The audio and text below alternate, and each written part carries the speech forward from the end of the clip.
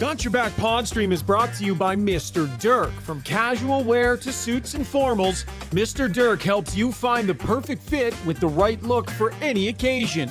Step up your wardrobe at MrDirk.com.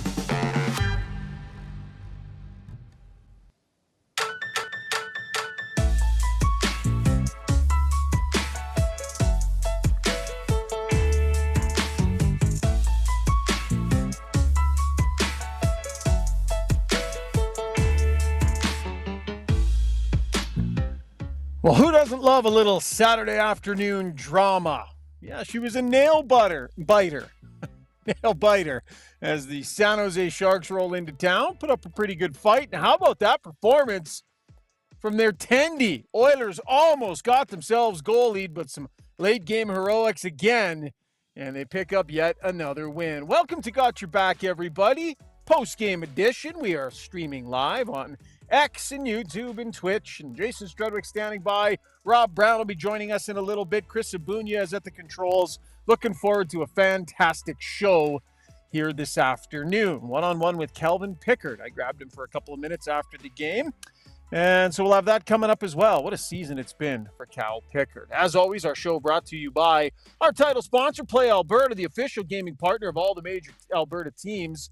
Whoever you cheer for, Play Alberta is cheering you on. Bet on your favorites, get in on odds boosts, and make game time more interesting.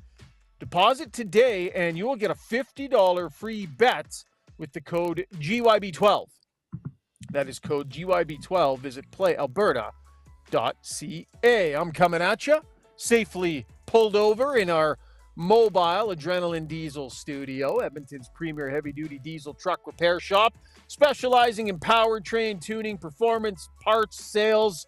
Visit adrenalinediesel.ca. Oh, boys, back-to-back weekends, afternoon affairs. Absolutely love it, Zuby. Love it, Struds. We're going to wrap this podcast up nice and tight. We got the rest of our night. Oilers win an exciting game. Just pretty quality afternoon, I have to say. Oh, great little afternoon. And I love doing the pod. I don't like it less, but I enjoy it a little bit more when we can be finished a little early on a Saturday night, so they get a full night's sleep. So I think we still have PTSD from the playoff run about how late it was. It was so much fun. But yeah, you know what? Today was a fun game. I think that it seemed inevitable that the Oilers were going to get it done, with the way they put the pressure on. But it would have been a fun game to be at, and even to watch it was pretty enjoyable to see them just tilt the ice like that. Zuby, you are our resident goaltending whisper / expert / guru, being the Division 12 Men's League stud that you are. Yes. You must be able to appreciate a performance like that from Askarov. Boy, he's got great pads. Hey, some of his best saves were with those legs of his. Yeah, super athletic, great flexibility, and I believe it or not, I do know what it feels like when you're stealing a game, and your confidence grows, and when you start to see the other team passing up shots, that's in your head too. They know they're not going to score on that shot. They're looking for something else. Of course, they turned it up and put a bunch of pucks on net in the second and third. But yeah, your confidence grows even sometimes from not a save, from a shot not being taken, because they don't think they're going to score. I like that. He was great. He was good tonight for sure. We'll talk lots about him tonight. Before we get to the breakdown, I got to say, guys, I had a bit of a traumatic event last night. So as you guys know, I've got the golf simulator in the garage, hitting balls in the garage last night. And out of the corner of my eye, I see some movement. Oh boy. Uh-oh. Mouse in the garage with me, Struds.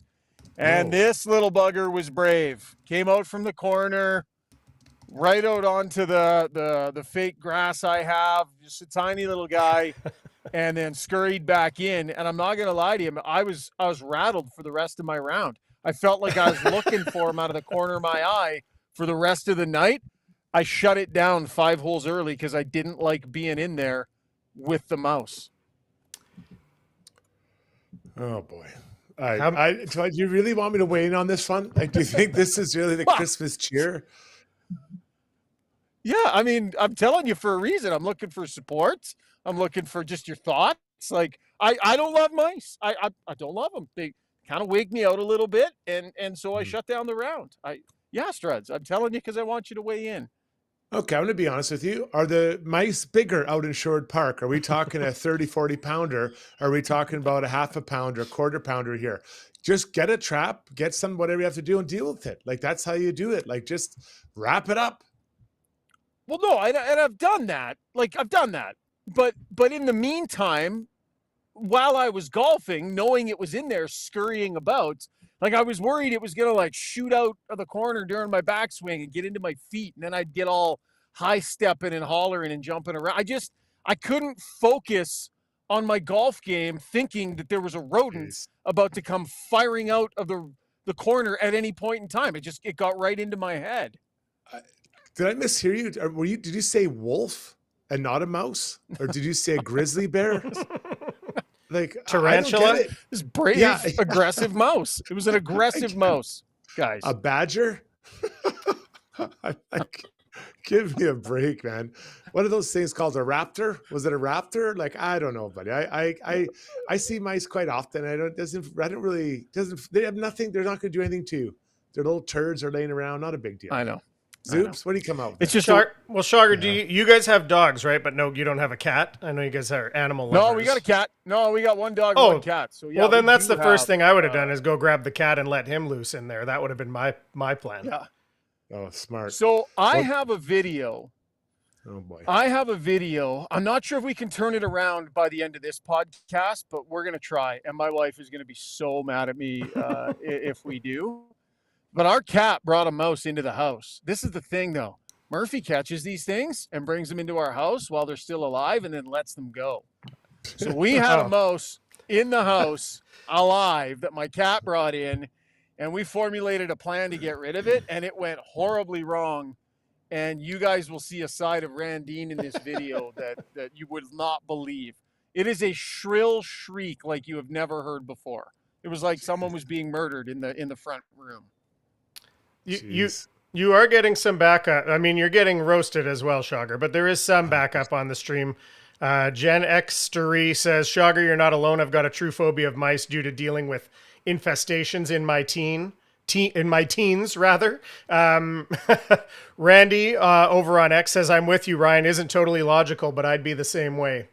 And Harry L. Polinsky in Australia, first of all, told us they have mouse burgers over there, but he also said that he's given the podcast a thumbs down based on your current situation or your reaction to it. Well, so some people have my back. Unlike my two teammates on the pod here, a few people on the show have my back, and I appreciate it. I actually years ago, I was living in Sudbury, Ontario, and I was living in this crappy little place, and there were mice, and I could hear them running around in the floorboards above my head at night. I saw a couple of them in the laundry room, and it really threw me off. And I've kind of just always I'm not scared of them. I just get a little wigged out is all. Just a little that's the definition of scared, when you're wigged out by something. I don't know. Like, that is a good point by you. That is a fair point you just made. You're bending the truth. Like, you're scared of them, and that's fine. I don't really like heights anymore. I get wigged out up there. Voyager Z with a good point. Don't you have a driver in your bag, Shogger? Use that. Yeah, I kind of thought about it, and then I was like, like it's a new QI10 from TaylorMade. It's really nice. I don't want to go, like, what if it's on the concrete? What if I don't want to ding up this driver. I don't want to splatter a mouse all over. We'll deal with it in other ways. But anyway, I was rattled. I was rattled all day. But Chuck, you wouldn't want to use your driver. We've all seen you on the first tee. You don't hit it hard enough to do any damage to a mouse. Be like a massage for them. Time for the breakdown. Brought to you, Struds, as you grab your script. And oh, yes. Brought to you by the Alberta Ram dealers. I'm already getting texts from my wife. She's angry that I might be showing this video on tonight's show. Alberta Ram dealer, Struds.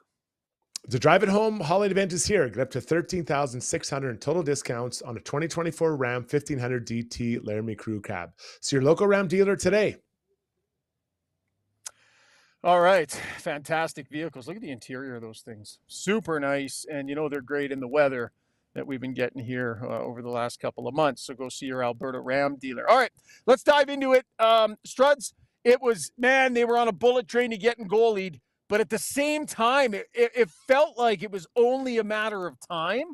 So I was feeling both emotions at once. They're going to get goalied, but they have to break through. There was just too much pressure, too much zone time, the kitchen sink being thrown at that end of the ice, and they come through again. So I had a text from my buddy. They're like, is this the definition of sitting back by the San Jose Sharks? And I said, no, it's the definition of getting just pummeled, ground and pounded for 2 periods. Like the Sharks weren't, I think they wanted to get out of their end. They do. And oftentimes you do, but you are just getting absolutely abused for that, I want to say a period and a half for sure. All the third period, they were all over them. It was crazy. The Oilers were all over the Sharks. So, it's kind of weird. I actually thought that they would get it, but then you had a couple missed empty nets by guys that are usually very sure-handed, and Hyman, one by Hyman, and then 2 by Leon. And not to assign blame, but like those guys usually bury their chances, like they're really backdoor good chances, and they did it. So I'm like, ooh, maybe tonight will be a little bit different. But they found a way to get it done, and they just cranked it up. I don't know, halfway through the second, or I guess the second to the third, if you want to talk about that. Yeah, for sure. Oh, yeah, we'll get to all that. By the way, Zuby, I think if we want to get that video in time, and this might be entertaining, Zuby, I need you to text Randine right now and say, we're live on the air. Ryan has asked that you send me the video of you guys catching the mouse in your living room. I want to see if she'll send it to you. So maybe just shoot her a text and see if you can get her to pass that on. Sure, I'll start with "Are you awake?" and then I'll just wait to see what I get back. Yeah, you awake? What are you wearing?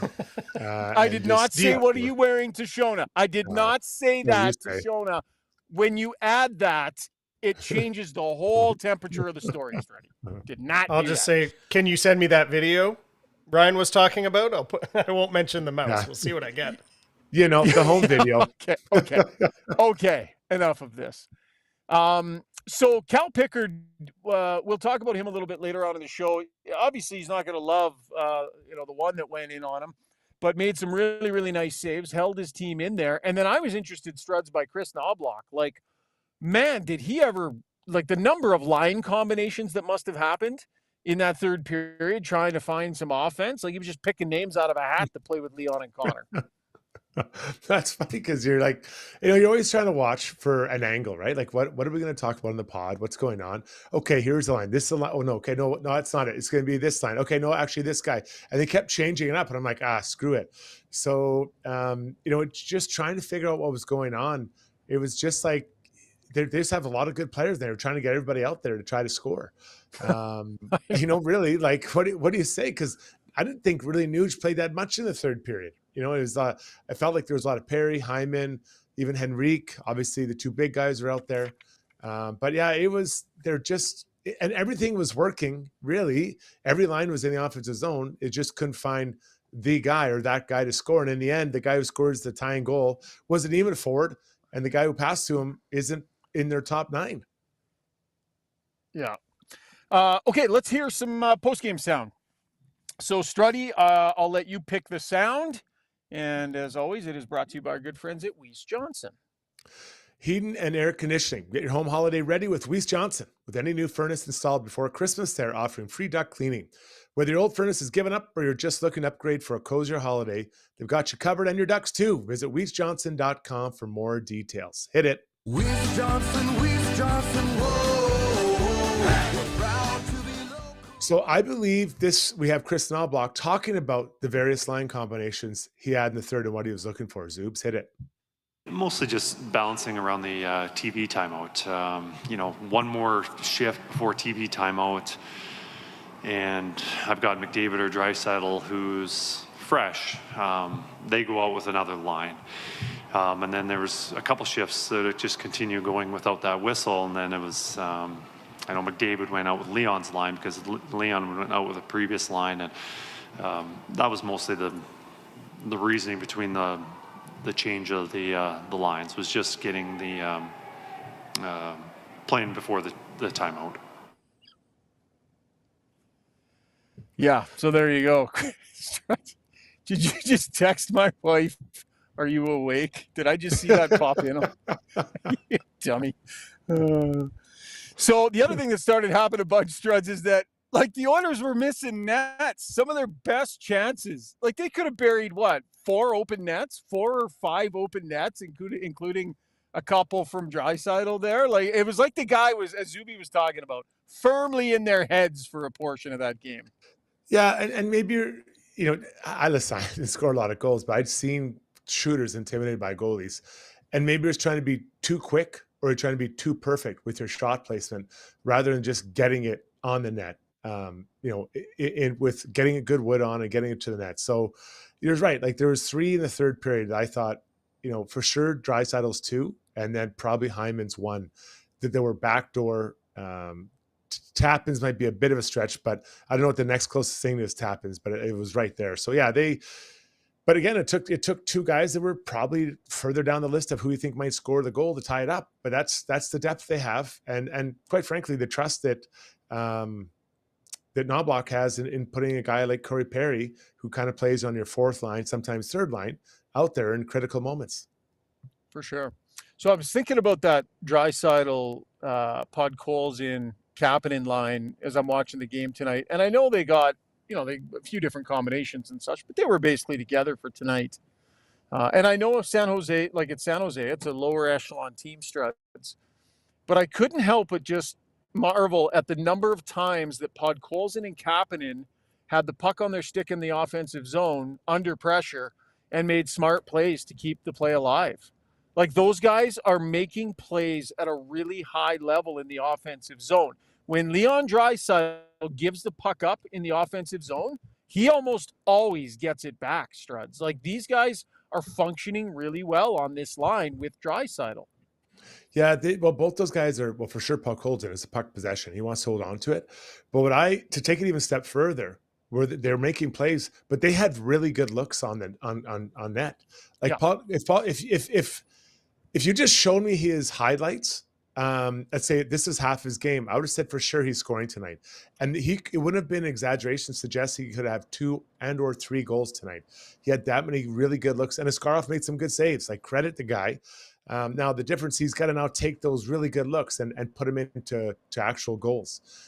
So yeah, like that line, again, it's not against the best team, so maybe get a few more chances than we saw against the last couple games for sure.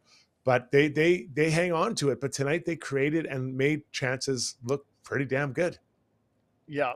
Leon Draisaitl, as we get back to the Weiss Johnson soundbox, was asked, what are you thinking when you miss those open nets? Here's 29. Shit.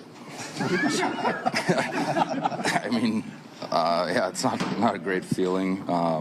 Every player has those every once in a while. Never a great feeling. It's always one of those where you come back to the bench and you're like, oh, if I just settled it down for a second, I had more time. But the game's so fast, sometimes the brain doesn't quite operate at that speed. So, it's unlucky. Excuse my language, by the way, guys. It was.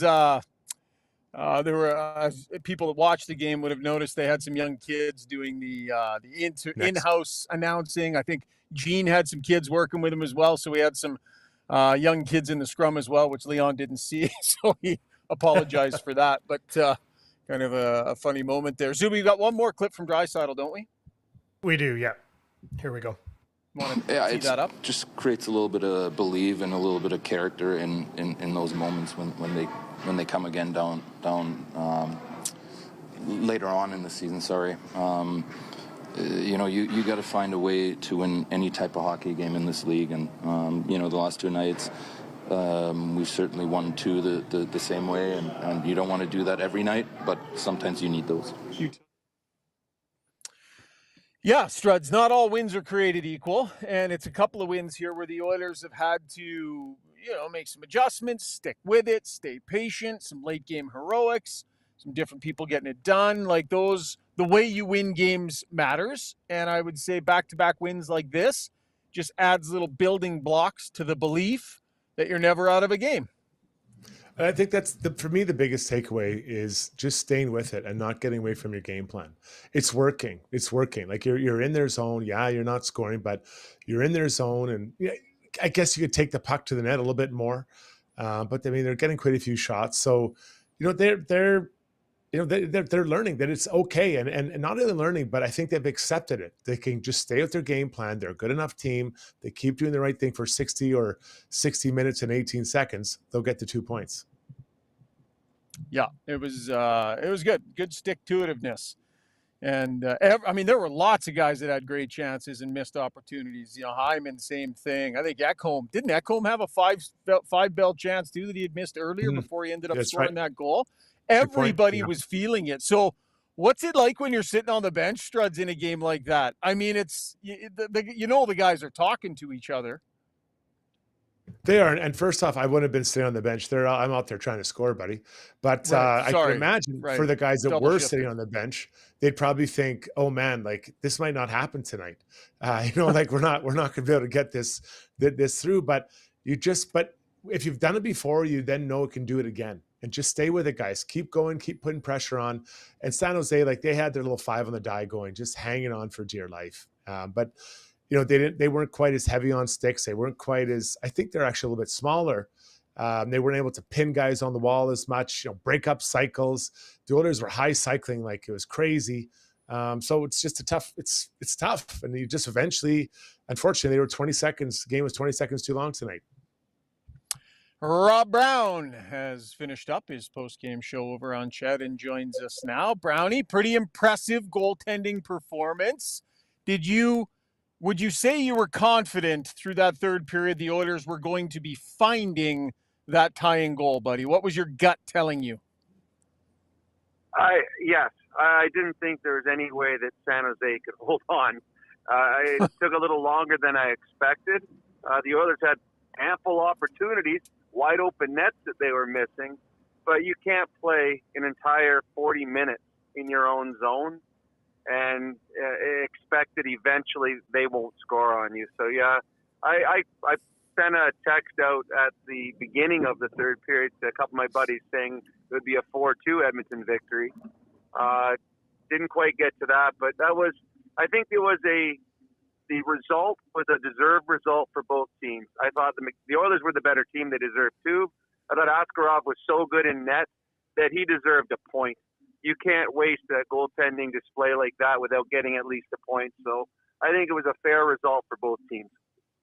Have to think maybe he'll be getting some Brownie points coming up in a couple of segments potentially. Struds gave us his perspective as a defensive defenseman, what it's like when the other goalie is shutting out the offensive players. Being your player, Brownie, what's it like when the other goalie is doing that to you? You're one of the ones that everyone looks at and says, go score, and the guy's got everybody's number for basically the whole night.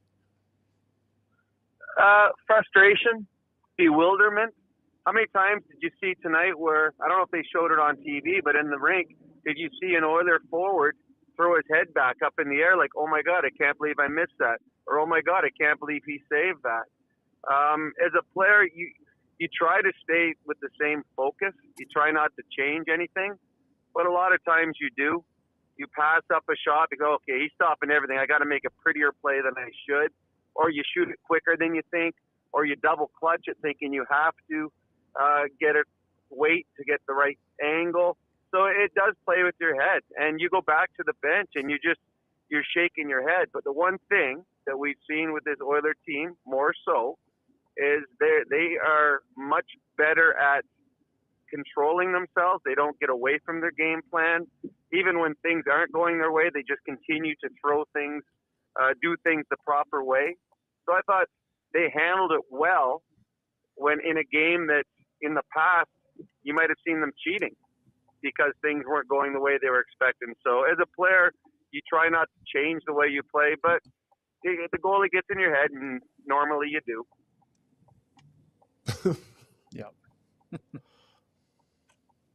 Struds.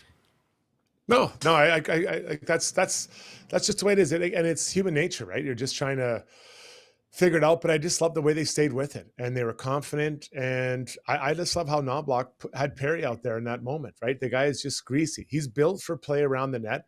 This wasn't a track meet game up and down. It was a half court offense. And that's where Perry thrives, right? I thought he's built for these half court offenses. Yeah. Okay, I'm like a minute and a half or so from the house, so I'm going to get the heck out of here, and maybe I'll take an extra minute or two and see if I can find that video. So I'm going to get yelled at by Randine when I walk through the door. Then I'll send Zuby this video. You guys do Relentless Player and the poll, and I will catch up with you in takeaways in a couple of minutes, boys. All right, let's break this down. Good luck with the video. Let's get to our Relentless Player, brought to you by UCAN Youth Services, an empty charity that is relentless in providing possibility for the youth in our community. Mental health is the foundation for growth and success and the key to thriving, not just surviving. With 2 in-house counselors providing free therapy sessions, our youth have support while they navigate their struggles and rediscover their strength. Visit ucan.ca to donate today. All right, Brownie, this one is, to me, a tap-in. Askarov. I mean, 42 shots against, 39 saves. He was really good. And to me, like when I look at him, he looks like a number 1 goalie in the NHL. Now, maybe had a good night. It was his 5th start only. But if that's what a good night looks like for him, as long as his floor isn't too low, this guy is going to be a hell of a goalie for the Sharks moving forward. I agree. He was outstanding. A couple things about him tonight. He catches with the offhand, and that's, to me, that bothered me. It really did, Struds. When I coming down there, I'm expecting to see a glove hand on the normal side, and it's this knob of his stick. It just threw me right off. So he's got that.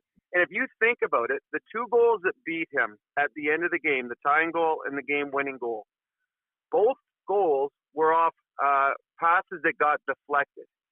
The Corey Perry, he talked about it. The McDavid pass to him, he said, I was going to one-time it. But the puck got slowed down, so I couldn't.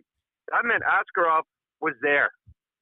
And that's when Perry passed it back the other way. So if the puck would have been flat all the way across, that was probably going to be a save. And then the one in overtime, Leon Draisaitl double clutched because the pass didn't come clean to him. Again, if that pass comes clean to him, the Askarov's probably there, and he makes the save. So nice. I do believe they got a goalie there. And I listened to you earlier too. They're just lacking a top 2 defenseman, someone that when things go sideways can shut her down for them.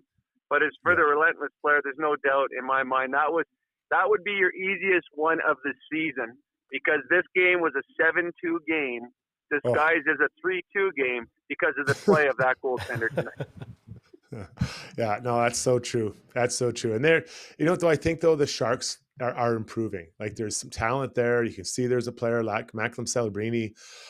He's fun to watch. I mean, over time, he kind of, learned, you cannot turn it over on, you have to beat that D-man. You have to beat Bouchard, because if not, it's a 2-on-1 or a break the other way. And you kind of learn that way. So I always think of when Leon played Kopitar the first time and got absolutely schooled by Kopitar. You got to learn your lessons.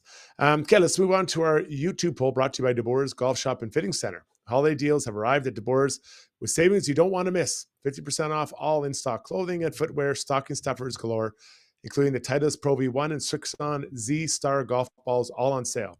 Over the golfer who has it all, give the gift of choice with a gift card. Locally owned and operated, proudly serving golfers for 25 years. Experience unmatched service, premium products, and incredible holiday savings. So, Zoobs, what do you got for us tonight, you old dog? Yeah, we had a quick collaborative effort here before we went on the air to come up with this poll question. I think it's a good one. So we said, of these players, who has most exceeded your expectations so far this season? The choices are Corey Perry, Calvin Pickard, Vasily Podkolzin, or Ty Emberson. Brownie, who do you got, buddy? That's a good one. I would say Podkolzin.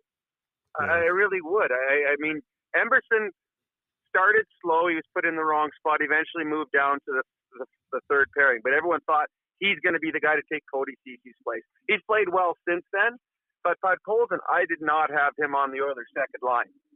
And doing all of the little things right now. Again, the production's not there. 9 straight games now. There needs to be more production.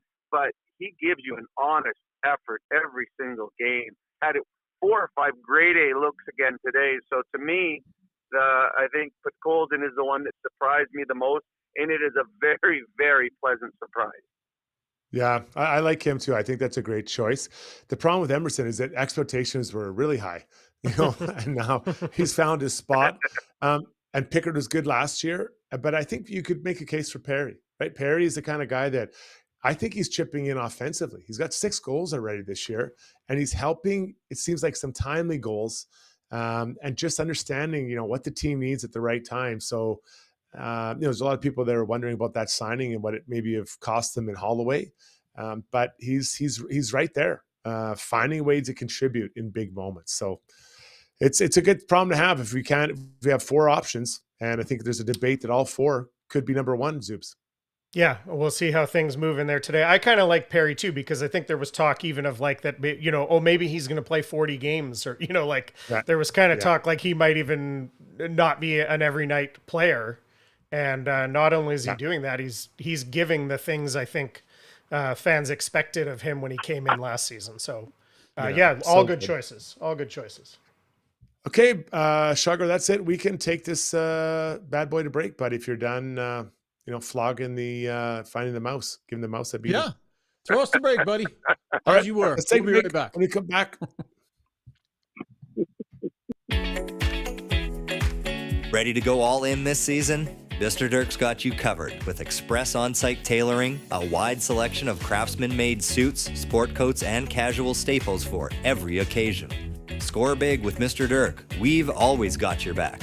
Visit us off White Ave, south of 102nd Street, or browse online at mrdirk.com.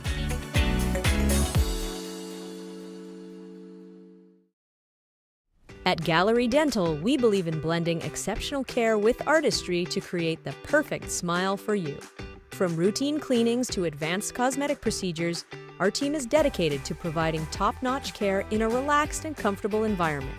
With state-of-the-art technology and a passion for perfection, we ensure that every visit is a positive experience. Join the Gallery Dental family and let us help you achieve a smile that you'll love to show off. Contact us today at secolandentistry.com.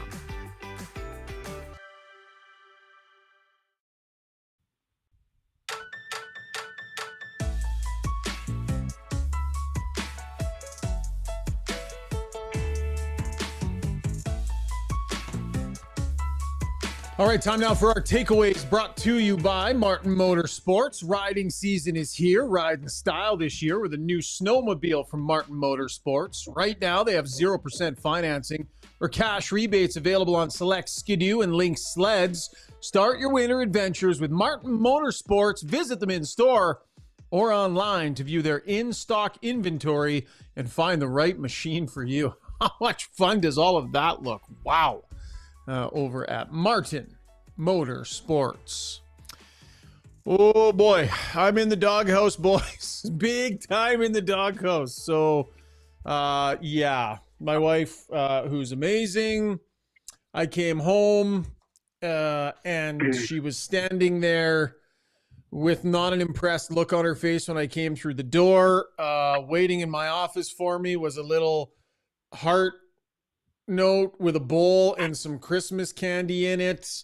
One of my nice refreshment drinks. So Randine went to all this effort to make sure I was well taken care of when I walked through the door, and I spent the whole drive home, Struddy, throwing her under the bus.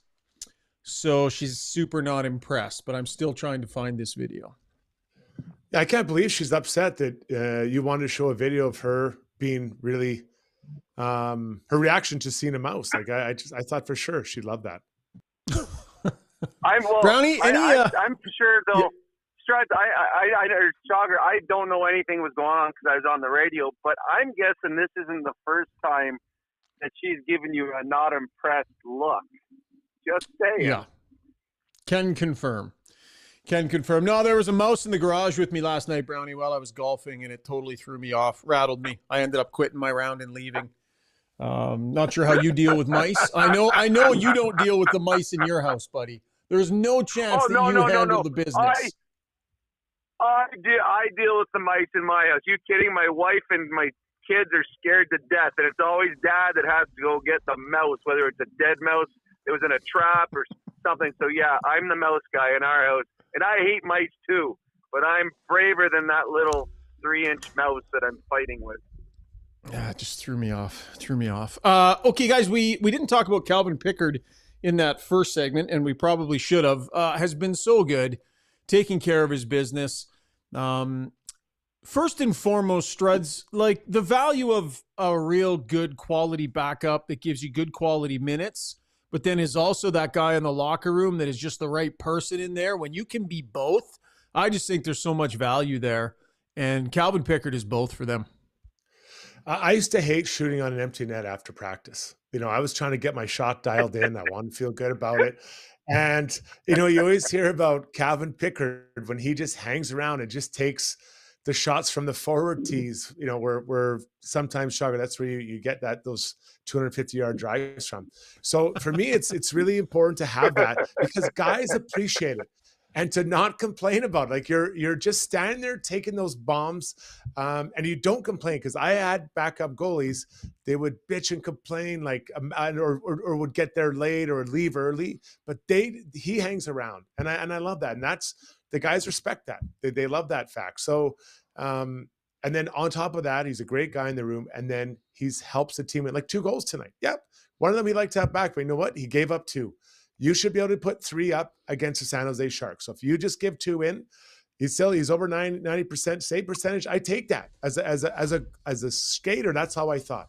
If you give me 1 out of 10, go in. Okay, I can live. We got to get more than that done. And they did tonight for him. So it's a great story for the Oilers, and a good deal of that contract. What is he, a mil or just over a mil, somewhere in there, I think. Yeah. Yeah, I question you. I question you, Struds, being excited that there's a goalie in the net. That threw me. I'm like, whoa! I thought you wanted to gain confidence. So I was shocked. I can tell you this much: the Oilers don't win this game if Calvin Pickard doesn't make 3 saves in the third period. He stopped Celebrini on a breakaway. He stopped Celebrini 2 other times. The Oilers, as good as they were, they did have some breakdowns. The Oilers had about 5 or 6 odd man breaks against. San Jose didn't take advantage of them because they're not as good a team as a Vegas or a Colorado or something like that. But when they had those breakdowns, Pickard gave them the save. I mean, if Celebrini scores that breakaway in the third, that's 3-1 all of a sudden. And we saw how the San Jose goaltender was playing. Celebrini had 2 shots back-to-back on 1 shift. Again, Pickard made big saves on those. So Calvin Pickard, what is he now on the season? Is a backup goaltender. Oh, I think it's better than that, isn't it? He's if the NHL, if they've updated their stats here, they got him at 8-3, 901 save percentage, 2.37 goals against average. And he's worked his way to get those numbers better, because the numbers were pretty bad for both goaltenders early on in the season. But to your point, Brownie, like his numbers are really strong. What do you want more from a backup? Yeah, 100%. And Struds has said it right. As a backup, you got to give quality starts, but you got to be a quality person. Nobody wants that backup that's always bitching that I want more ice time, or I could be better than this, or I need another game. You want a backup that stays out late. You want a backup that's got the beer cold on the team bus. You want a backup that is, hey, you want me to come out early with you so that we can work on some things. You want a backup that is fun, that's got a positive attitude every time he comes to the rink. And I have never heard a single negative thing ever been said about Calvin Pickard. He is the perfect backup that gives you quality start after quality start. So good for him. And it is a great story, Fred. You're 100% right. Calvin Pickard's a good story. It's so good. Like, let's just go back and look at our buddy Jamie Noodles McLennan. I mean, this guy had a heavier glove hand than Rob Brown had feet on the ice. And he was he was the ultimate backup. He was a caddy. He was a caddy for Luongo, for Grant Fuhr. I can't remember the guy in Kiprusoff, because he knew his role. He was playing 15 to 20 games a year. He was playing some hard ones, and if it got to be 8-1 who's in there, Uncle Noodles wheeling out on the ice again. Like, they're not taking him out, but he got it. He got it. Is there something to be said too for just keeping people loose too, Struds? Like, I think Matt Blom says Noodles kept Luongo loose. So if you're the right personality, you truly do help the players, but also your goaltending partner keep it light and just play well. And so I when I mean caddy, I truly mean that. So a caddy is not only, there to support the guy, but you're there to talk him through it. Yeah, tough period, buddy. You've had, tough periods before. You're going to be great. Like, you're always supporting him, building him up, a bit of a psychologist to him. And then when things go bad, like you say, Kippersoft looks at the bench, in comes Noodles. It's whatever, 4-1, 5-1, and you go in there, and that's the gig. And you don't complain, and you go in there and you fight for your team. And there was backups that didn't fit. Why am I going in there? This game's a mess. My stats are going to suck. Not the backups who truly are career backups and understand their roles. Yeah. Brownie, are you almost home, buddy? No, there's a lot of fog, and the traffic's a little bit slower, so Okay. I'm a bit away still. No problem. Pardon? What's that? Where's the fog? Are you in San Francisco? It just might be me that's in a fog right now. It's been a tough weekend, but no, it's really foggy coming into St. Albert right now. I don't know what it is. All right, well, take your time. Willie, Drive the slowly. weatherman here.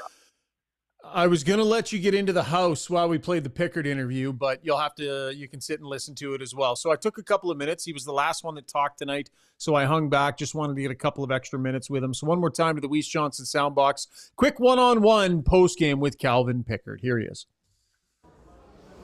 Well, pretty eventful game at both ends of the ice, Calvin. What's that like for you, when you know the guy at the other end is putting a night like that together? It's probably coming back at some point. You're going to need to be there in a moment. It certainly came. You made the stop on Celebrini, a couple of others, but what's that like being patient for that? Yeah, I feel like since I've been an Oiler, at the start of last year, I've had some games that obviously playing some teams where, they're lesser in the standings and we're built to beat them, and it's the NHL. There's a lot of good players, a lot of good goalies. He was great tonight, but when you get that next chance, that next shot, you don't want to go chasing it, and you just want to keep playing your game. And I felt like I did a pretty good job of that tonight after letting in 2 in the first 10. Yeah, I was going to ask you. You talked about it maybe being a bit of a bounce back. Didn't love necessarily the way that goes. What's that like for you when maybe one gets by you that you don't love, and the game stays tight the whole way through? Yeah, at this point in my career, obviously I've seen a lot of different situations like that. Goals that go in early, you can't get them back, right away as a goalie. So you just kind of have to chip away and deal with that next shot mentality. And, on our team, we have a great team and we're going to get some goals. So that happened tonight. It took almost all 60 minutes, but it was a great win. Couple big picture ones here for you. Talk about where you're at right now. You look at your numbers. You're having a heck of a good season. You're doing your job, what's asked of you. When you reflect back over the last couple of years, where you were, where you are now, how do you think this all happened? Yeah, it feels good. I never stopped believing, and it was a really good opportunity for me to come into a really good team, and I feel welcome here. The staff's great, the players are great, and it's nice playing behind a good team. And it's definitely been a whirlwind for sure last year. Obviously, there was a couple of years there where I thought I was kind of planted in the minors for good, and you never know how long you're going to play. But I guess I kind of revitalized it, and it's a great spot to be. And obviously, going back to the summer, I never wanted to be anywhere else. I was definitely grateful for signing here. Bigger picture on this team. As the backup, you spend a lot of time observing, watching. You're one of those guys that I think contributes to the morale in here. Players all talk about you like that. What would you say about this group? What do you sense in this group this year? Not a great start. They've bounced back nicely here. There seems to be some resilience built in. What do you see? A lot of resilience for sure, a lot of belief, veteran team. Not everything's going to go our way all the time, but that belief's always there for us. And even when we're down, we're playing well. It's a good group to be with. We come into every single game expecting to win, and that's fun to be a part of. Appreciate your time, Calvin. Thanks. Thanks, Ryan. All right, there he is, the backup, Calvin Pickard. Pretty calm, measured, well-spoken guy, Struddy. Yeah, and he's been around a long time. He spent some time there in the minors and probably thought that his chance in the NHL was gone, and now he's kind of resurrected his NHL career on one of the elite teams in the league. So why wouldn't he be happy, right? Like he's in a pretty good spot. So enjoying himself in the NHL, and he's playing well. Really, what he has nothing to be upset about, right? He's hitting on all cylinders here for his group.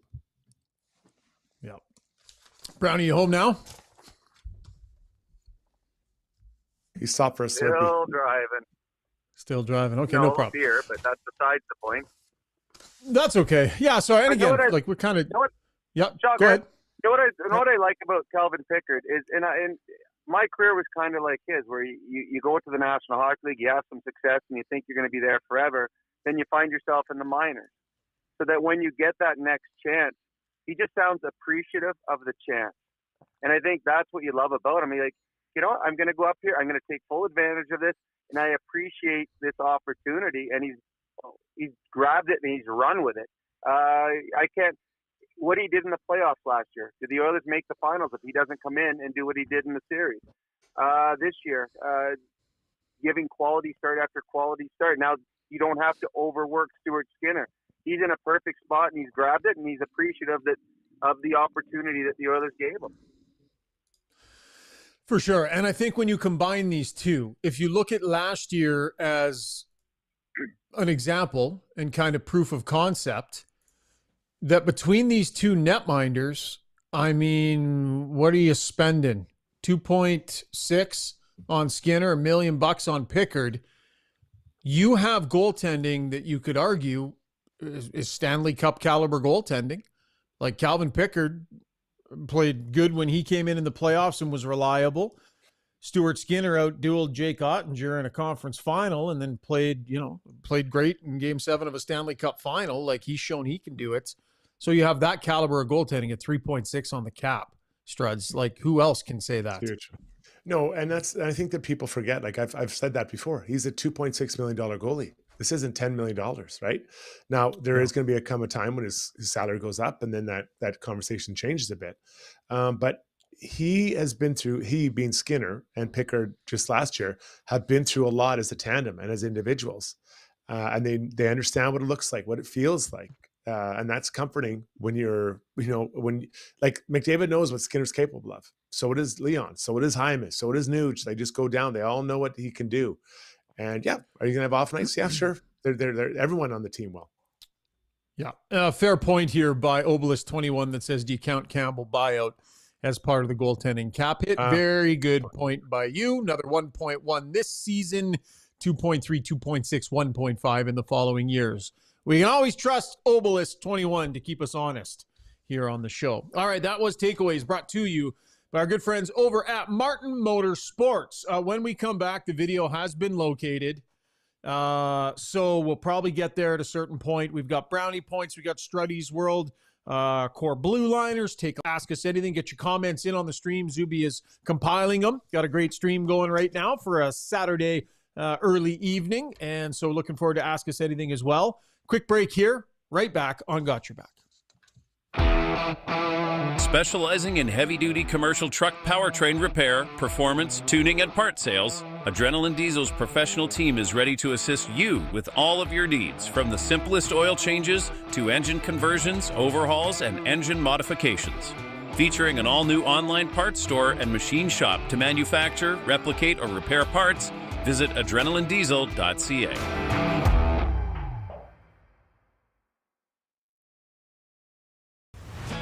With over 18 years in the industry, Kelly Zaretsky and her team at Blue Summit Accounting deliver client-focused solutions and financial guidance for success in a simple and comfortable way. Whether it's for corporate or personal needs, Blue Summit Accounting can help with taxes, estate planning, financial services, bookkeeping, and more. Get in touch today. Email bluesummitacct@gmail.com or call 780-416-9662.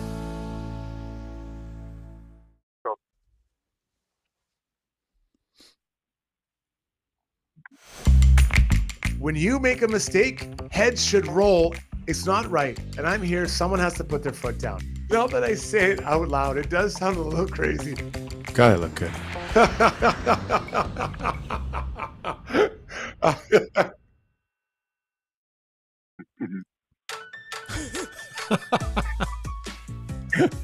Time now for Struddy's World, brought to you by DLR Vinyl Products, with locations in Calgary and Edmonton. Whether you're a homeowner, a contractor, or a builder, DLR is the most reliable source for vinyl fence, unmatched service, high-quality North American-made products. Visit dlrvinylproducts.ca. Yeah, get no respect. Okay, Struddy, we have multiple people on the podcast fairly passionate about the content matter in Struddy's world tonight. Yeah, this one's been a big push. So let's talk about Matt Rempe. And this guy came up and he brought a lot of energy to New York Rangers, but he's a dirty player. Let's just call it what it is. And he continues to take runs at guys, dirty hits. And it happened again against the Dallas Stars, where he took a really hard run at Niskanen, and Niskanen was shaken up on the play, and he was ejected from the game. I didn't feel that it was an elbow. It was just a deliberate hit from behind. Because he's so tall, his elbows hit him, but I think it was just a hit from behind. He's going to have an in-person hearing, so that means it's going to be 5+ games. And this is what I felt. When he came to the league, I thought, okay, he's bringing a lot of energy. He's trying to run guys. But after being in trouble a few times here with the law, he would adjust his game to suit the NHL rules and what it's all about. He hasn't adjusted his game. And I believe there should be a massive suspension for Matt Rempe.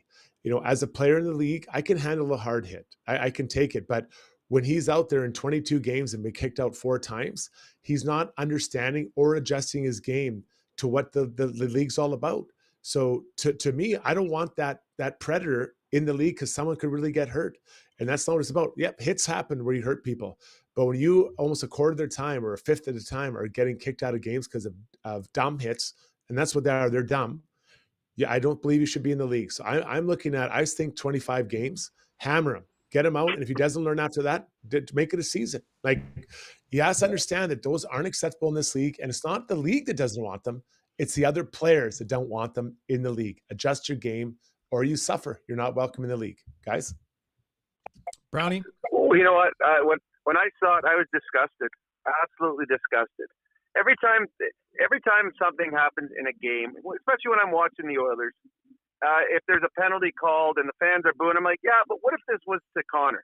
Or what if this was to Leon? Miro Heiskanen is as important to the Dallas Stars as Connor McDavid is to the Edmonton Oilers. He's their best player. He's an all-world defenseman. His back is facing Rempe. Rempe came across the ice. The entire distance across the ice, Heiskanen's back was there the whole time. When Rempe hit him, watch when he had contact. Rempe's feet left the ice. He was in the air. Rempe is 6'9", 270 pounds or 260 pounds.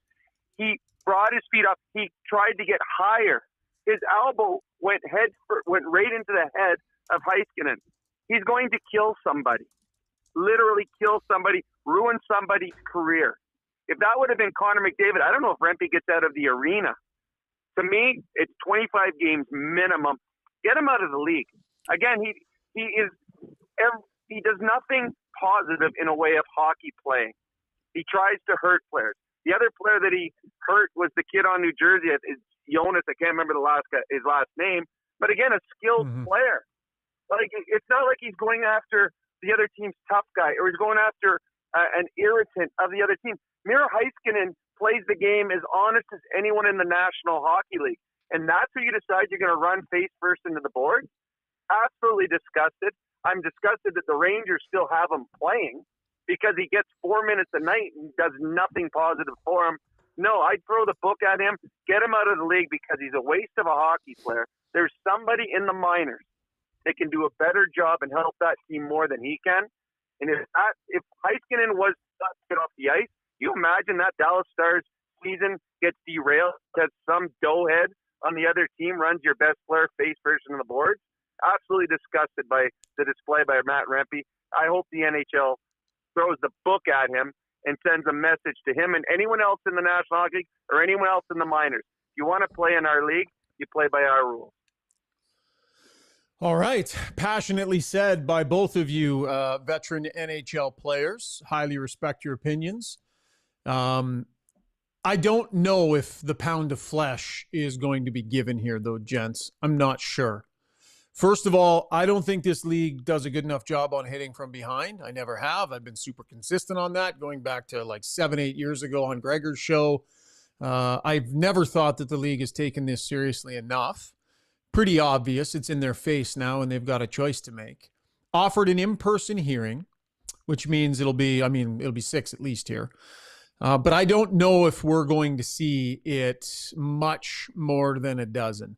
My gut tells me, this is what my gut tells me. And maybe I'll be completely wrong and you guys will be right. And Paris they'll want to send a message and they'll go hard at it.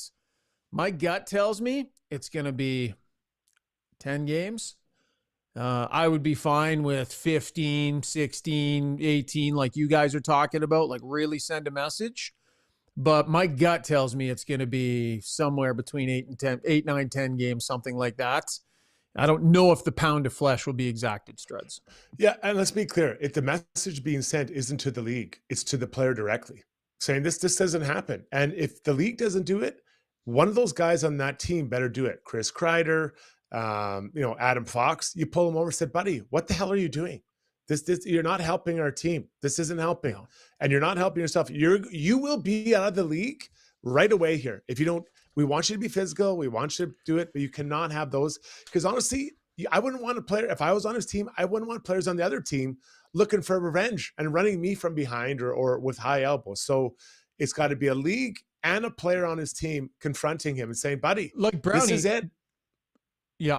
Sorry to interrupt you there, Struds. Brownie, if you're Artemi Panarin, if you're skill guys on the Rangers, like at a certain point, I mean, not many teams have guys that are going to go over and just straight up fight this guy. At a certain point, I mean, guys will start taking runs at the Rangers' top guys and looking at their bench, going like, take care of this dummy.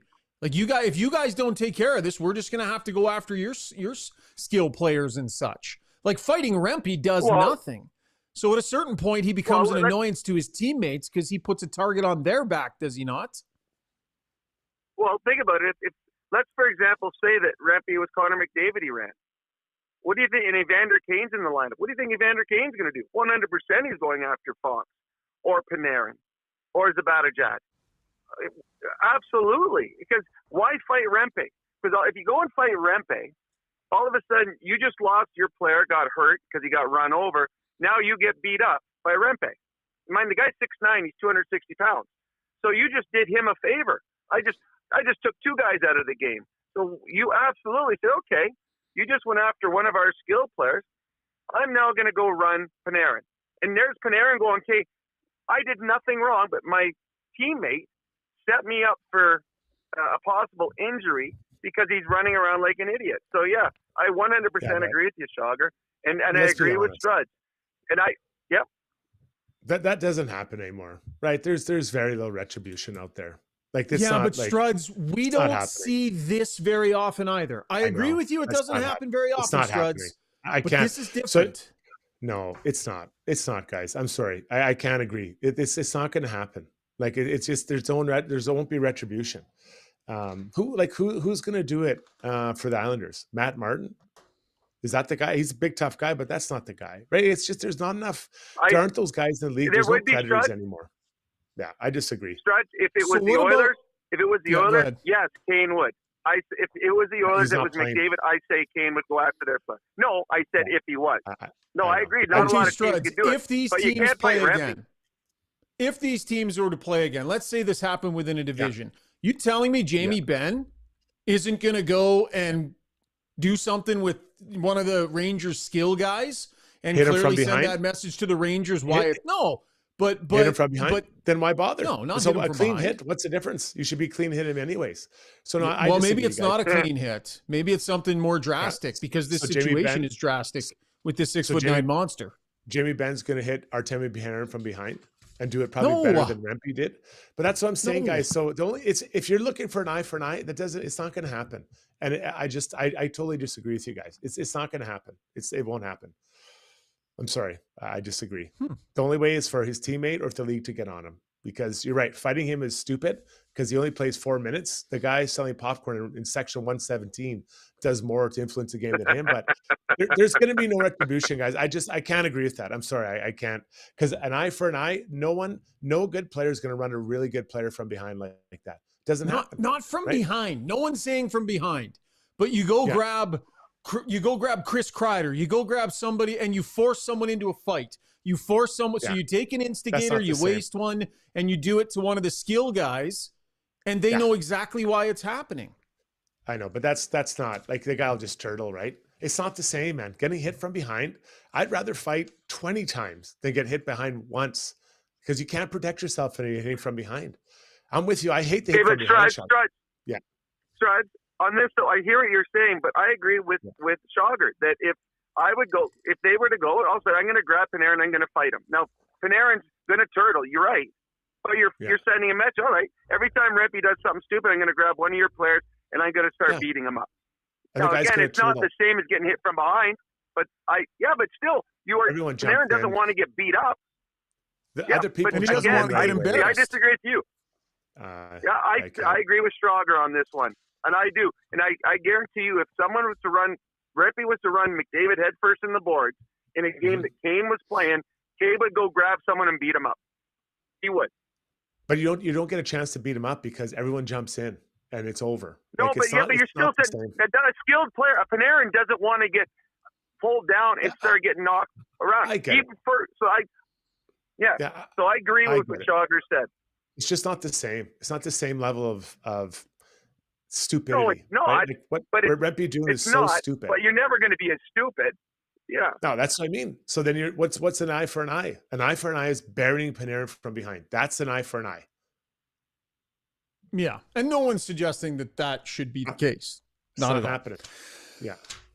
Good debate, gents. Appreciate your passion on that one. That was Struddy's World, brought to you by DLR Vinyl Products. Okay, let's loosen the mood up a little. Time for some brownie points as we roll our happy brownie points music. Brought to you by Hamel's Premium Jerky. If you need a unique idea for your team or school's next fundraiser, they can help you organize, raise money, customize a variety of options for that world-famous jerky. Over 13 flavors and a all-new jerky pepperoni bundle. Something for everyone. They got 4 half-pound packs of jerky right now on for $55 as well. It's a great deal. Free shipping Alberta-wide. So for more details, visit albertajerky.com. Brownie, let's hand out some brownie points, my man. Well, I don't know what our schedule is because we don't really have a schedule. So I don't know what we have going about forward. Randine. Stop complaining about my wife on the show. That is directly a shot at her. You told me to say that. So instead of brownie points, tonight I'm giving out brownie Christmas presents to the gang. So here we go. To Steve-O, I'm giving you a lifetime supply of Lucky Charms and a way cooler nickname than you have right now. That is my Christmas present to you. To Zuby, I'm giving you a shooter tutor to put behind you during the games. I want you to make the Division 9 All-Star game, and for those goals that sometimes get by you, rarely, but sometimes get by you, you now have the benefit of a shooter tutor helping you out. To Randine, who's had too many vacations. This poor girl is spending a hotel lobby playing Settlers of Catan. I'm giving her a girls trip of skiing and hiking and a spa day so that she can get out of the hotel. Wow. This next one is so easy. My main girl, Shona, I'm giving her own podcast, and I'm giving her an I Survived Struddy t-shirt that she can wear on that podcast. I love to my it. buddy Strud, I'm giving a man cave where he has his own pillows, his own bed sheets, toilet paper facing the proper way. Everybody's boots will be left outside the front door. A lifetime supply of tomato soup with or without water, whatever his choice is. There will be a ban in this man cave on cashews and cranberry sauce. Nobody's allowed to say cheers or wish anyone a Happy New Year's after January 3rd. And last, the boss of this program, I am giving him a 10-day Settlers of Catan cruise that allows the diehard fanatics on board for round-the-clock board games. And just to save money, due to the nonstop board game excitement, this cruise will be on the ship in West Edmonton Mall because nobody would ever leave the excitement and intensity of the game to actually go to a port. So you are boarding December 26th on the ship at West Ed. And that is Brownie's Christmas present.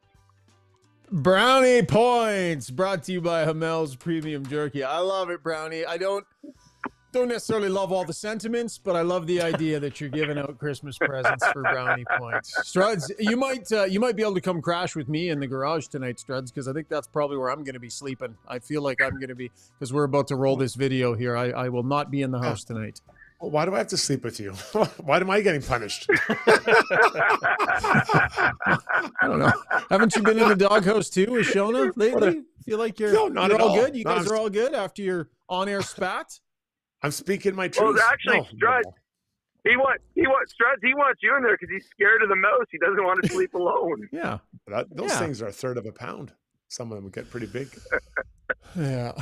Okay. So we've got the video ready to go here.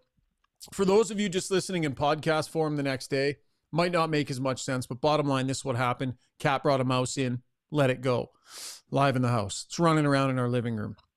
The video picks up with the mouse on the side of the fireplace. So it's on the brick fireplace on the side. I believe it was my idea or Randine's. She grabbed a little bucket and went and tried to cover the mouse up on the side of the fireplace to trap it. And so what you are going to hear is the sounds that came out of Randine after she trapped the mouse and then completely panicked. So this better be worth it because it's costing me a lot of husband points. But here it is. Mouse in the Rishaug house. Look at it. It's so freaking cute. Mom, it's fine. Just push it and hold against the cement. There's so many ridges, you guys. There's so many ridges. It's gonna fall out somehow. Oh, I think she squished it.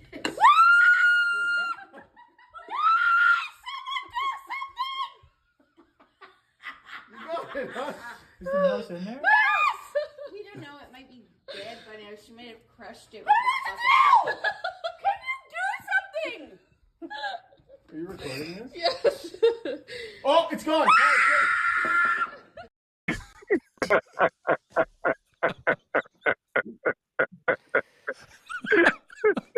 I'm in so much trouble.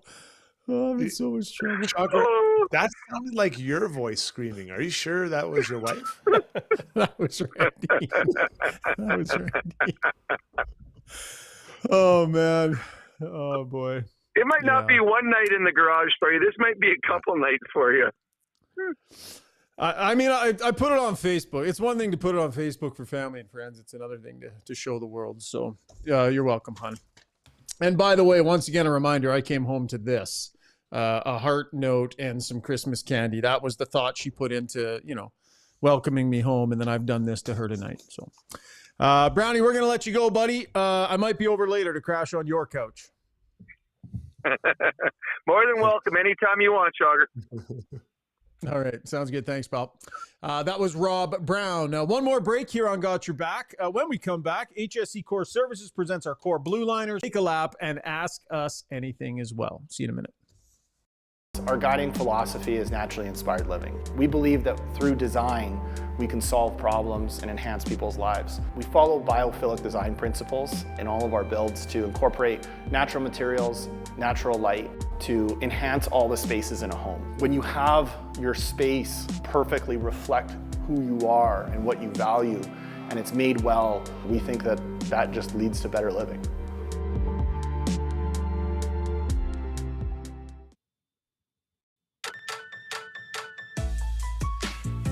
Oh, we're getting a little reaction on the YouTube stream here, Zuby, to the video, my friend. Yeah, a couple people pointing out, they say it's like Christmas Vacation with the squirrel. Nick Biskupek saying that was the you guys are the Stevie Wonder Exterminator Company. Mike Corky says big delay with the cardboard, rookie move. Yeah, that was Kai coming in to try and get the cardboard topper on the thing there. Somebody says, Shogger, Shane Matheson, Shogger, why are you just standing back? Oh, someone had to film. Someone had to document it. So that was my role in that whole situation. Time now for our Core Blue Liners, brought to you by HSE Core Services. If you're a small to medium-sized business, HSE Core has your back when it comes to health and safety compliance, from creating and managing a tailored health and safety program that meets all legislation and core requirements.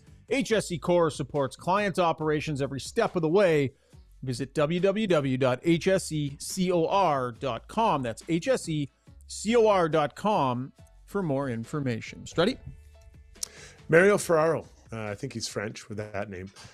He's a player that we're going to be covering tonight. There's been a lot of talk around him as a potential player to come up to Edmonton and play. He's got a pretty decent contract, but so I watched him today, and I believe he's cast a little bit too high up about where he's playing. Now that is obviously depth issue when you have that, and I've been in that position before where you're playing, up right. 2, 3, 4 spots.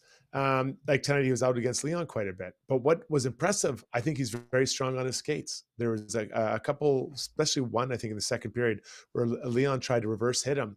And, he had the balance and strength on his legs not to go over. And then actually followed him up the wall, was strong again on his skates, kind of pushed a little bit and knocked the puck off of Leon's stick, which is not easy to do. Even elite defensemen don't do that. So he's a gamer. He's in the right place. You saw him block another shot from Bouchard. He's in the right place.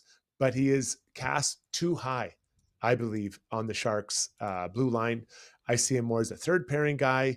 He's playing a little bit further up on that. If you look at his, he's taken on a lot of water as far as goals against because of that. And it's not just him. There's other issues that are right around the team, Schauger. But I don't see him as a guy that's like an Ekholm. He's not coming in and becoming like your solid top 4. So maybe it's a bit unfair, but I've thought about this for him for a while when I watch him play. Yeah, it's interesting, Struds. He's $3.25 million on the cap, and he's got this year and he's got next year as well. And so when you think about $3.25 million on the cap for essentially what you're projecting as a third pairing blue liner, feels like, the value kind of isn't really there. If you're spending 3 and change, you want a guy to at least maybe push to be a 4/5 maybe. Yeah, and in a good team, he probably is a 5. I think he can, because it helps around you, and that's not always fair.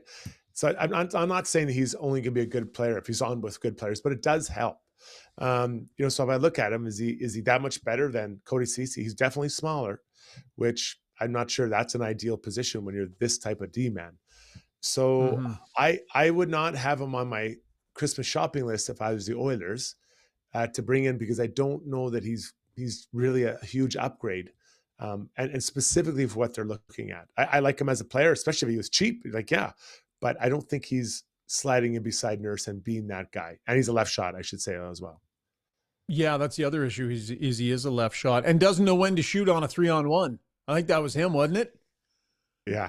But again, that's his. He's been asked to do a lot on this team, and that's what happens in a rebuild. You get pushed up the lineup, and it doesn't show you in the best light. Now, if he came in and slotted in as on the left side, let's say he took the 5th spot on the Oilers, he'd probably be pretty good. He'd be fine. But he's being asked to be much higher, and it's hard. It's hard. But there's a player there for sure. But the numbers don't add up to me. How would you compare him to Ceci? Like his dollar figures the exact same. They're both $3.25 million. I think he moves a little bit better than Cody, but he is smaller. So Cody's been to all these game 7s. The guy's played some big games, and I think so I'd probably take Cody over him. Not probably, I would, because Cody's bigger, and I don't see that much more upside from this player. He is younger, 26, so maybe there's some more upside there. But I prefer Cody in his spot. And also he checks a box, right, as a right-handed shot. Yeah, it's been fascinating taking a look at all these different blue liners. And some are, we don't do just the ones that are potentially a fit for the Oilers. We're just looking at blue liners that are interesting in general. And I just wonder, Struds, do the Oilers need to go and get somebody that is better than Brett Kulak? Do they bring someone in that clearly gets dropped into that second pairing right shot spot very clearly ahead of Brett Kulak? Is that a must for this group to get him over the hump? I would say I'd like to have someone as good as Kulak just to help with the depth issue. That would be, so if he can be better, 100%. if you can tell me they get Rasmus Anderson, I'm doing cartwheels if I'm an Oilers fan, right? But probably not going to happen. Like we highlighted Nick Jensen a little while ago, and there's a lot of things I like about Nick, and I think he would be a good partner for Nurse. I think they complement each other pretty well. Nick is smaller though, right? I think if I remember, I think he's 6 feet tall, and I know that when you're walking around the mall, you look pretty big at 6 feet tall, but when you get on the ice and everyone around you is 6'3", you're not quite as big. So I would see Nick as a better fit than this player. All right, that was Core Blue Liners brought to you by HSE Core Services. Comment here from Joe Dokes says, down here in South Florida, we have quite a few different breeds of invasive lizards of various sizes. My late cat specialized in dragging them in the house in a wounded but not deceased state. Yes, Murphy is an expert at that as well. Okay, let's get to taking a lap, Struds. We got to follow up a little bit here because we talked about Elias Pettersson, JT Miller, and the Vancouver Canucks the other night and take a lap, and there was another chapter in that today as the head coach had his say. It's brought to you by Acon. Over 150 years in the construction industry, Acon spearheaded some of the most notable projects across Canada, but they are proudly operating right here in the city of Edmonton, in the province of Alberta as well, and they're looking for laborers, workers, skilled trades, pretty much anything and everything. So go to their website, acon.com, and you can click on Join Our Team. You'll see a big list of all the jobs that they have available here in Edmonton, surrounding area, across the province, really all the way across the country. So if you know anybody looking for work anywhere across the country, get them to click on to acon.com. They just might be a great fit, certainly are a great company. Struds, let's go to Vancouver, my man. Yeah, so today there was some talk around this whole Pettersson and Miller, JT Miller situation. Even Quinn Hughes, the captain of the team, was asked about it. But Rick Tocchet talked a little bit about it today. Let's hear Rick Tocchet's thought about these two and what it looks like potentially on a championship team. Listen, it's all about the crest. It's all about, as long as I coach, it's always about the crest. It's not about the name on the back. And you're going to have arguments. You're going to have fights. I've been fortunate to be a Stanley Cup 3 times, 2 as a coach and 1 as a player, and there's always been something that has galvanized the team or something like that.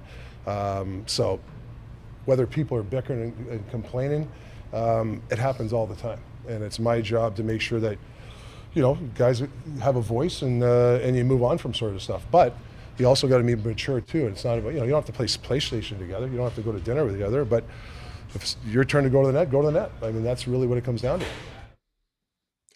That was a really interesting comment there. If it's your turn to go to the net, you go to the net. And that's a very specific thing to say, yeah. And so, again, we're not in that room. I have no idea what's going on, but that's a really specific detail. Did JT Miller challenge Pettersson to drive the net more? Because Pettersson at times can be very perimeter orientated.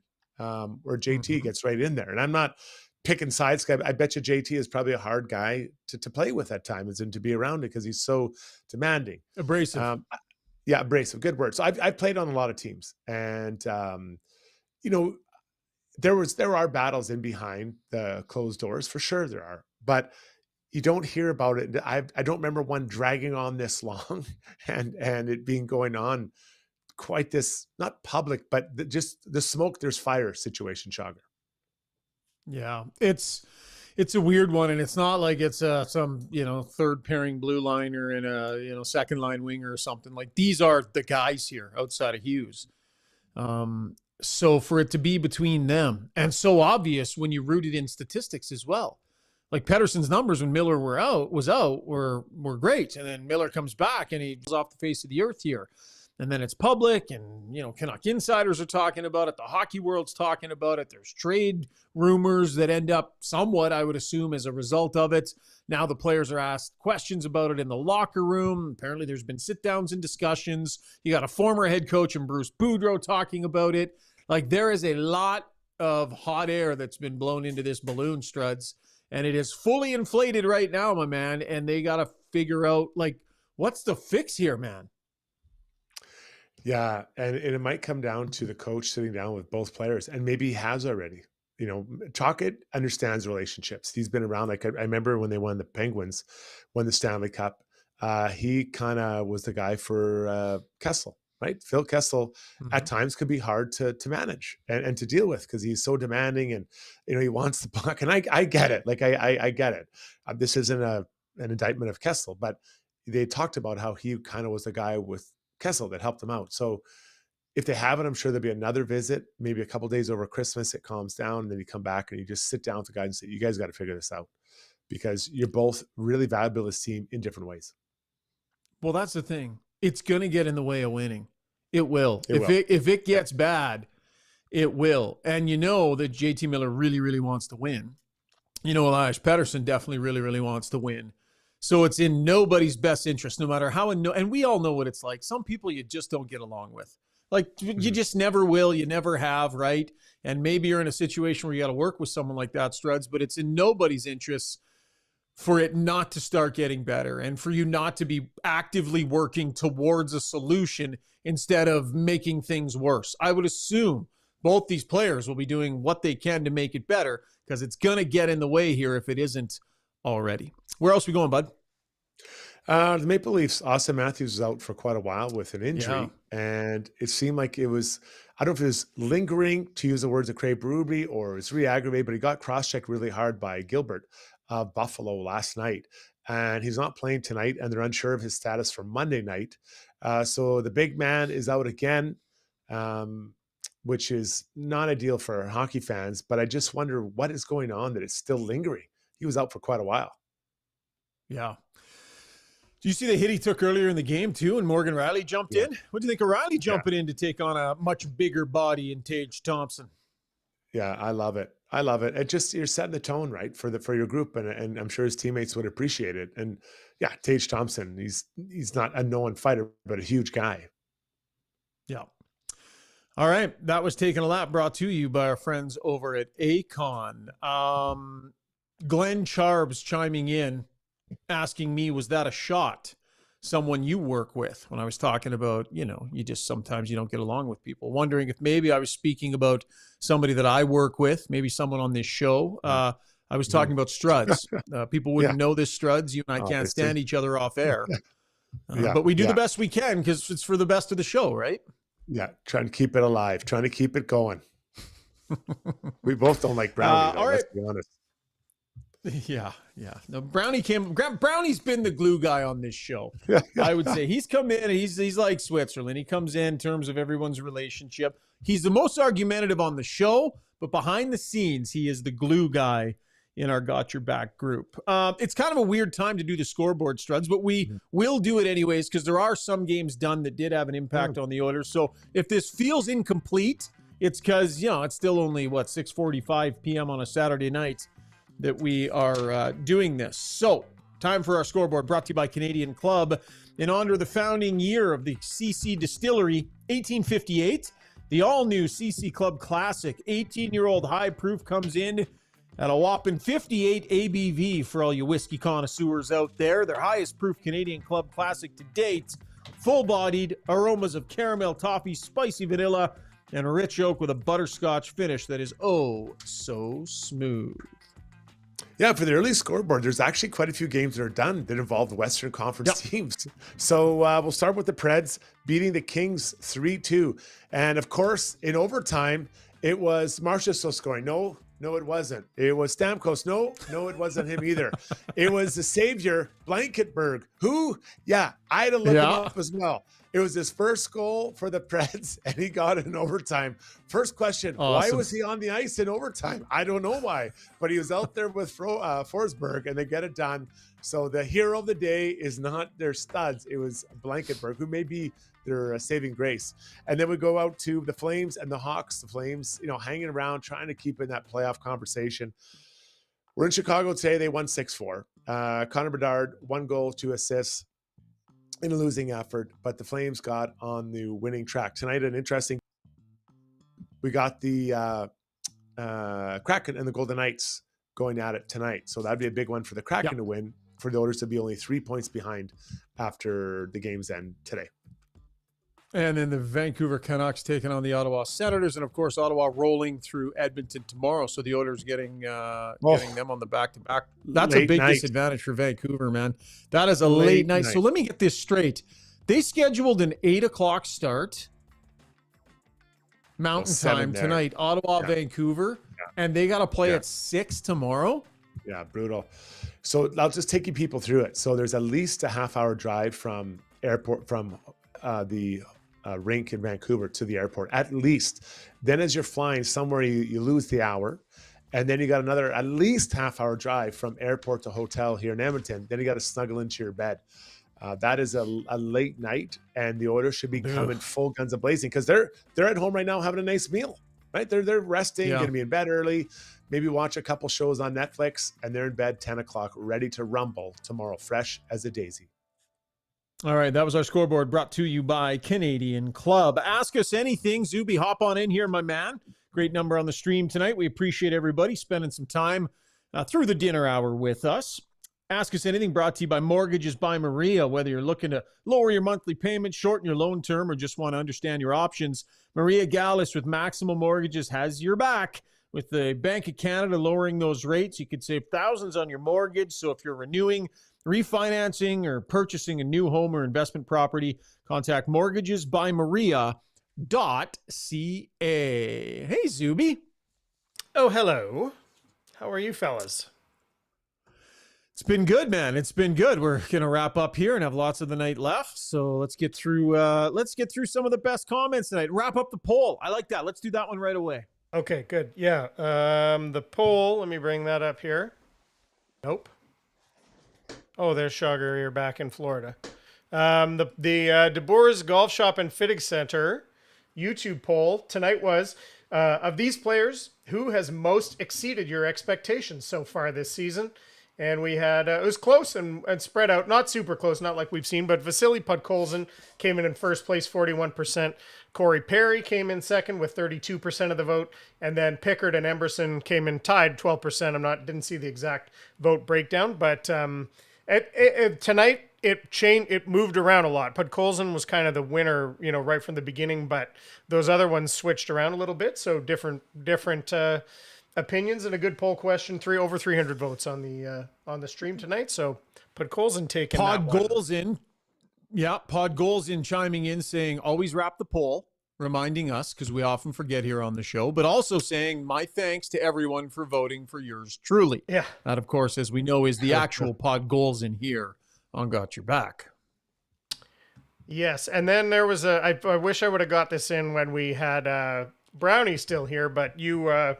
Shagar, you were questioning whether it was foggy or not in St. Albert, and despite Brownie's report, and Josh Clausen, he chimed in here and said, fog advisory for St. Albert as all the moisture from all the snowmelt today condenses near the surface. So we get some very specific. Wow. Ian Hannamansing and Josh Clausen. Yeah. I mean, in terms of star power tuning in, we're not going to do much better than that. Media royalty. Yeah. More star power. Star commenter Noel Rinsky says, Ryan, would this not be the perfect example of how it's hard to hit when you always have the puck? The Oilers had 4 hits. This would be kind of the quintessential example of that, as coach had expressed previously. Would you agree? Yeah, well, I remember Dallas Aiken saying years ago to Spec, you know what the perfect game is, Spec?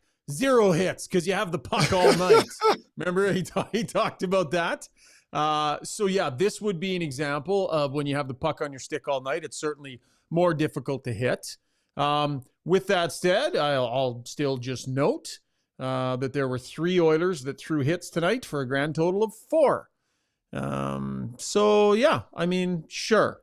I'm not going to get on them tonight because they did have the puck a lot of the night, but my same concern remains. It's not something that comes naturally for this group, and that could be problematic down the road. Mike Corky says there's lots of Jeff Skinner talk again tonight, and he only played, I think, 7 minutes, and some people saying they only heard his name called once. And Mike, and of course, people speculating again. He has a no movement clause, we know, but those aren't always. There's ways around them. But Mike Corky saying, are there any playoff teams that might trade for Skinner for some sandpaper in return? Maybe we can address this also from the standpoint of who might be looking for a Jeff Skinner. Like what's the marriage there of who might be looking for him with the season he's having? What might he waive for if he wants to think about his his contract for next year? Like what are all the mechanics of something like that actually taking place? I think it'd be a team that's looking for some depth scoring or some scoring, right? So you have to comb through it and look at a team in a playoff position that isn't scoring a lot, or maybe has an injury. That, like the Bruins haven't scored a lot of goals this year. Now, I'm not saying that that's the team, but maybe they're looking for a little more firepower there. So that I think that's how they'd be looking, Schauger. At first glance, then you got to find a marriage. Yeah, I mean, yeah, it's tough. Just look at the standings and you look for teams that maybe haven't scored a ton of goals, right? So the Dallas Stars are a team that doesn't have a ton of goals for, compared to some of the teams floating. Oh, no, wait a minute. Sorry, the standings is not updated. My bad.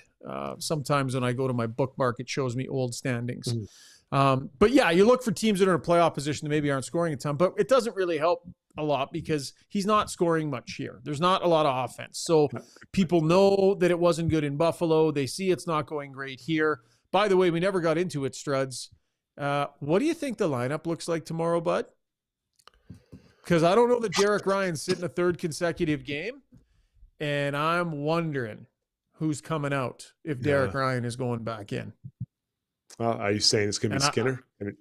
I don't know, but would either of us be surprised if we showed up at the game tomorrow and you're not taking Corey Perry out after he did what he did tonight and the way that he played? Yeah. So who would the other candidates be? Connor Brown, maybe, but you probably don't want to do that. No. He's part of the penalty kill. So if they want to get Derek Ryan in. Yeah, no, I feel badly for Skinner because it's just not working here. And I keep saying it till it actually happens, but it's not a fit. It's not a fit so far. And he's not getting chances. Even when they need a goal at the end, he wasn't in that mix of players. So I could see him come out, but I'm not sure that's healthy for the relationship. But I don't know that 7.5 minutes is healthy for the relationship either. No. All right, Zuby, let's go a couple more. We're a little long tonight. Okay. Gomez saying, these are kind of two I'm going to put together here. Gomez saying, how many games this year have the Oilers given up a goal in the opposition's first 3 shots? Which it feels like it. And then Nurmark Swedish adding to this. Nice to get the win, but where was the compete level on that first goal? Is that just kind of a late start? What did you guys think of that goal? And what do you think of the team's the commonality of that happening early? I think that today specifically, I think that maybe there's a little bit of underestimating the opponent. Like the Sharks work hard. When I've seen them play, they work hard and they try hard. So just maybe a little bit of not quite, ready to go. And then they kind of got their game and got it going, Schauger. Yeah, I think so. Once they got going, once they woke up, they definitely got the legs going and such. But this is not a team that night in, night out, they're going to step on the ice and dictate, Struds. That's not a quality that the Oilers have. Seldom do we see them do this. So they are susceptible early in games. And I'm just taking another look at this too. This was also Brett Kulak. I wasn't sure why he chased into the corner as well. Like Kulak even shoulder checked. Yeah. He shoulder checks over his left shoulder and then decides to go, even though the Sharks player looked to be all alone. And by the way, that looked like Skinner was the back checker there. I'm not sure how hard he skated. But not a great starting team, I would say, Struds. That would not be a strength of theirs. Well, they've had some pretty good starts, I think, at times. I think I don't know. It's just, you're just going to, again, it's the ups and downs of a season. You're 2 days or 3 days away now. Well, I guess now it's 1 day away from the Christmas break. And I would think that tomorrow they understand the importance. They come out with a strong start and putting these guys on their heels and get them thinking about their trip home, ready for Christmas. Because if they do this, win tomorrow, they're 10 games above 500 prior to Christmas. And that's a pretty comfortable place with a little bit of wiggle room, if required, with injuries or, maybe some subpar play. Mm-hmm. Okay, a couple of quick ones to wrap up, even though I said I didn't have much. Now I forgot. There's a couple I wanted to get to because I asked for questions specifically. A Northern Farm girl, we know she's a big fan, but she comes in with non-hockey questions, which I like too. She wants to know, what are our birthday signs? I'll go first. I'm a Libra. We can be fast on this one. Cancer. Gemini. Oh, so I've never really looked too deeply into what it means. I don't even know what the main characteristic of any of those are. Does that make sense? Yes. I'm hoping she's going to analyze maybe Northern Farm Girl, come in tomorrow night and you can analyze those. We'll find out what Brownies is too. We'll try to get him early. Okay, this was Jeff. This is CK Pond says Jeff Merrick had said on his podcast that there were discussions of Draisaitl for Kucherov in 2019. I guess this is for Rishaug. Did you hear anything of that? No. Type. No, I'd never heard anything to do with that. I mean, Merrick's been around a long time and obviously was, saddled next to Friedman for a lot of those years. So, like, I'm not going to second guess, but no, that was never something that I heard, not a discussion we ever had on this show. I think obviously, pretty good thing they didn't do it. He's got Kucherov's a fantastic player, but for me, the chemistry between Draisaitl and McDavid and Draisaitl's new contract, the whole bit, it has all worked out pretty good. Shane Matheson says it's a trait of Geminis to be scared of rodents, by the way. I think that was a good Thanks, Shane. Good comment. Okay, last one. Very good. Last one. I wanted to do this one. This is from Scotty91. He says, "Hey, Jason, my sister-in-law feels really bad for dinging your car. The whole family laughed pretty hard when we found out about it. Found out it was you and that she got a mention on the last podcast. So maybe you can't say anything about it because of the legal aspect of it." No, I'm kidding. No, it was nothing. It was an accident. Like, it was just ice. It could have been me hitting her. So yeah, I thought we handled it pretty well, like two adults. Nobody got out of the car screaming and throwing. I don't think so. No, I was pretty relaxed. I don't know. I mean, what are you gonna do? It's an icy day. Yeah. And it worked out great for you, Struds, because it saved you from getting curb stomped on the tennis court that day, right? That is the reason you did not show up for your match with Tom from HSE Core Services. Yeah. The universe knew I shouldn't be there, so they made sure I wouldn't be there. All right, time now for our play of the day, brought to you by Gallery Dental. From air polisher cleanings to advanced treatments, Gallery Dental offers a full range of services designed to keep your smile healthy. Their experienced team provides personalized care with the latest technology to make sure you get the best treatment possible. Contact Gallery Dental, YEG.com. Already in the doghouse, might as well lean into it. Once again, a mouse in the Rishaug house. It's so freaking cute! Mom, it's fine. Just push it and hold against the cement. There's so many ridges, you guys. There's so many ridges. It's gonna fall out somehow. No, I think she's squished. I'm going to try to watch for it to run away this time. Oh.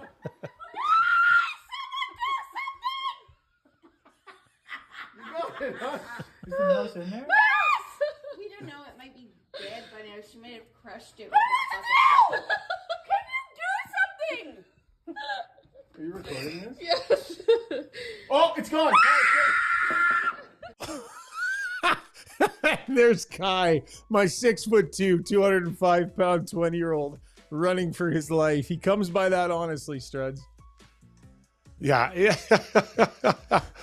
That was a very dangerous-looking animal. Predator in our midst. It looked like he could have escaped through the cracks of the bricks, that mouse. Scary. Oh, man. All right. Rishaug's role was to move the bin of toys. I did. I got the bin of toys out of the way. Thanks, Glenn. Yeah. All right, everybody. I got to go face the music. Thanks for joining us here on the live stream. Zuby, awesome. Struddy, great job as always, man. Thank you. Great show, thanks for tuning in, everybody. All right. Yeah. Thank you so much for tuning in. Oilers and Ottawa Senators will have a post-game pod. Look forward to chatting with you then. Till then.